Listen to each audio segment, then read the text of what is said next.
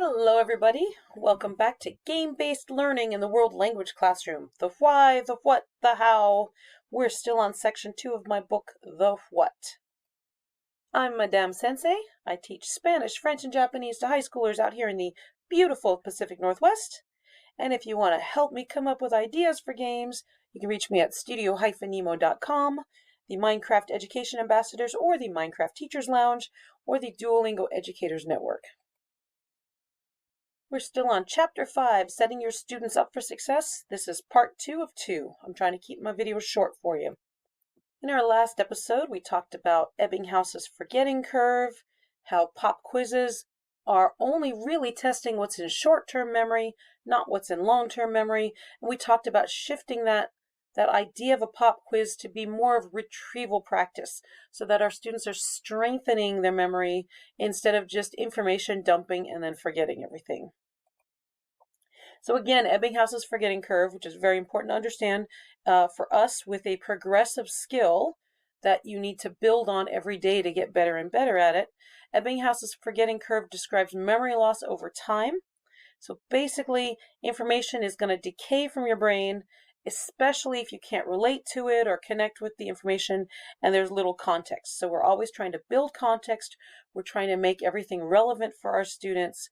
And we are trying to revisit things right at the moment of decay so that the students can put it into their long-term memory. Now, I do give pop quizzes. When I give a pop quiz, it's all goofy. It is entirely with the idea of lowering my students' affective filters. Now, I know I told you that the second you shout pop quiz, the affective filter goes up, even for the good students, okay? This is how I leverage that, okay? So I like to shout pop quiz, and I hear the students groan, and then I say, come outside with me. But before you come back inside, you have to tell me one sentence about the weather. Okay, so yes, this last person in line is hearing all these earlier people say their sentence and they might copy them. What's wrong with that? Is that a problem? No, I don't think it's a problem because repetition is the key to success. Your students are going to need to hear something many times before they remember it. So this student who hung back is getting all that juicy repetition. This student who already knew what to do, they're in the door, they're back in the classroom. It's fine, okay? These students are getting their scaffolded support. Also, they think it's funny. If it's a pronunciation test, I have them practice on each other first, okay? When you're confident, come up to me. I like to announce pop quiz, and then I hand out a page of words that they've never learned before, but the words are all cognates, and I just want to see what connections the students can make.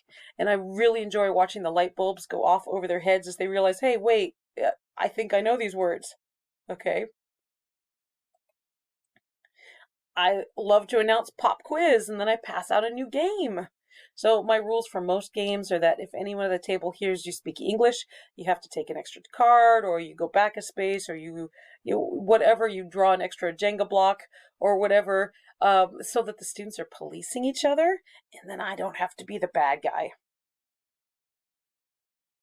But mostly, I'm just shouting pop quiz because I want my students to be flexible. There are so many times when what I'm saying, what I'm doing, what I've planned goes south, and I need to be able to pivot quickly, and I need my students to be able to pivot quickly, and I need them to trust me. I need them so much to trust me. I need their buy-in, and I need them not to think that anything that we do is hard. So I feel that by announcing pop quiz and then doing something fun, I'm kind of training the students that, yeah, things are going to be challenging, but they're going to be fun, and I want you to apply yourself. But most importantly, I have to convince my students that there is no such thing as cramming in language acquisition. You can't ignore the schoolwork. You can't stay up until 2 a.m. studying and then wake up the next morning and magically you are fluent in Spanish. Slow and steady wins the race. So in order to set my students up for success, we discuss brain science a lot. And we do this in English because otherwise I'm afraid that they won't understand everything that I'm saying about how the brain works. I want them to understand study techniques, and I want them to choose the tool that is right for them as they get good at this. So I have a whole other video series where I explain Metacognition Monday. That video series is actually for my students, but you are welcome to watch it. You are welcome to plagiarize anything from it that you would like, okay? And here's all my files, okay? So Metacognition Monday, every Monday for 5 minutes, we discuss how your brain works, and then I bring that into the lesson. I have the students do something with it. We scaffold a lot. Students are taught lots of note-taking strategies. Students are given graphic organizers. They're given cheat sheets. Their sentence frames projected on the board. Students are reminded where in the room to look for more scaffolding. So I teach 3 languages. Real estate is a real problem. So I stole all these projector screens that were being thrown away like a decade ago. And I had my custodians hang them over my whiteboards. And so the whiteboard has stuff for Spanish class. This one I pull down, it's the scaffolding for French class. So I don't need the whiteboard during French class. I do need this, and then the other wall has stuff for, the whiteboard has stuff for French class, and I pull down a projector screen for Spanish class, and etc. all the way around the room. Okay, and then I'm passing out cheat sheets like this, so the students have some scaffolding right in front of them. Here's the instructions of what to listen for, and some sentence frames. It's essential. And the students who need the scaffolding know where to look, and the students who don't need the scaffolding, they're going to self-select. They're not going to glance down at their paper. They're not going to look up at the poster you have on the wall. It's okay. The students are going to self-select where they need to be. We build in relevance. Okay, so sometimes this means giving students a choice of which game we play. Hey guys, okay, we need to work on this skill. What do you want to do? Do you want to do a dice game? Do you want to do Jenga? Do you want to do a card game? Okay, sometimes this means giving the students a choice of which rules to play. Okay, are we going to do the hard rules, or are we going to do the easy rules? Oh, hey, Bob made up a good wrinkle to the game last time. You want to do that? Okay.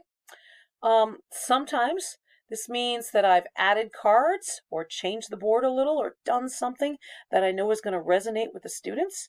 We play apples to apples, and if I have a student who's really into, I don't know, baseball, I'm going to throw in baseball players from the target culture or something, okay? Or maybe I just throw in, like, for one student, I'll do something because they're a hard to reach barometer student, okay? I've got a student who is really struggling. She loves Frozen. I don't normally do this, but I let the class listen to some Frozen music in French. Okay. Oh, here was a class. This was a good one. This class, they were doing a weather report. Well, actually, this is our fake Tour de France. And so they chose, I let them choose the city that they wanted to go to for our fake Tour de France. They chose Louisiana. Yay. Okay, sure, fine. And then I said, okay, some catastrophe has to befall the racers. And they said, okay, how about a hurricane? And I'm like, okay, great. And then they thought about it. Twilight was really popular that year. This was like a decade ago. I don't know. And they were like, can it be, oh, and also Sharknado had just come out. That's right. That was the confluence of 2 things. And they were like, can it be a hurricane with vampires?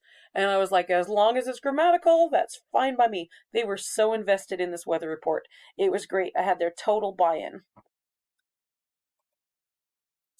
We practice a lot.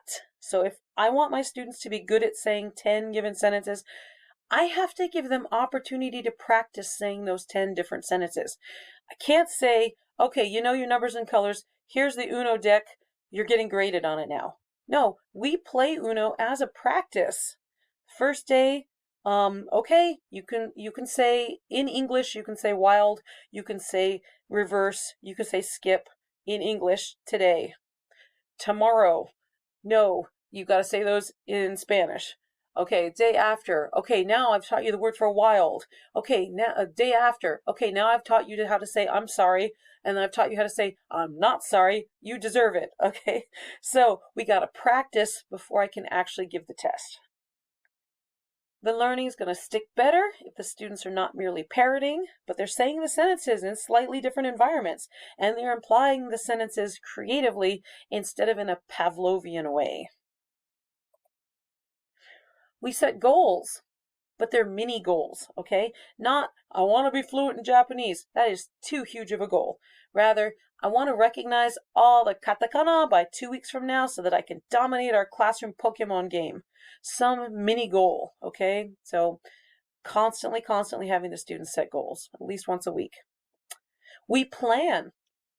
Okay, so maybe I'll say, class, I'm thinking that we're going to have our weather reporter smackdown in 2 weeks.